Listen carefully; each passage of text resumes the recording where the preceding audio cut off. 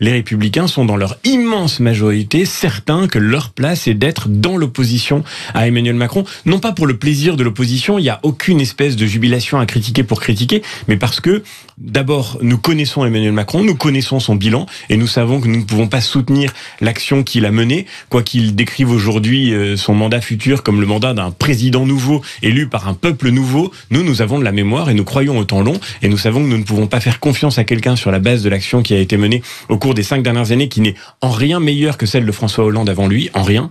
Et le deuxième point, c'est qu'au fond, nous avons la certitude que notre responsabilité démocratique, c'est d'incarner une alternative.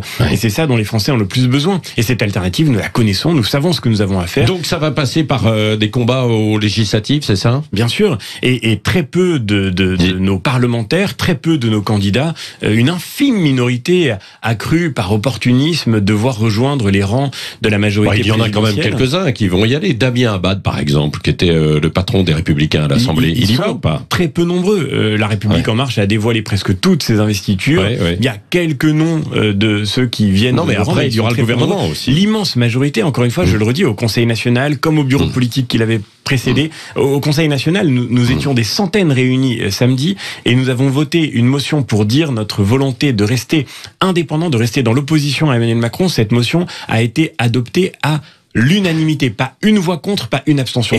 Qu'on ne dise plus que les Républicains sont déchirés, les Républicains savent ce qu'ils ont à faire, reconstruire la droite, pas seulement les Républicains, reconstruire la droite et retrouver la confiance des Français en retrouvant, par un effort sur nous-mêmes, bien sûr, il faut se remettre en question, par un effort profond, reconstruire une alternative qui puisse constituer. Est-ce que c'est aussi parce que certains redoutent que finalement il y ait un Premier ministre ou une femme Premier ministre qui viennent des rangs de la gauche, qui vont reculer, en fait, certains? De mon côté, ça pourra pas changer grand-chose. La vérité, c'est qu'on a eu 2 premiers ministres qui avaient été débauchés à droite et qui ont mené une politique qui a bien des points de vue sur le plan migratoire, sur le plan budgétaire, sur le plan éducatif, a été en réalité plus à gauche que celle du quinquennat de François Hollande.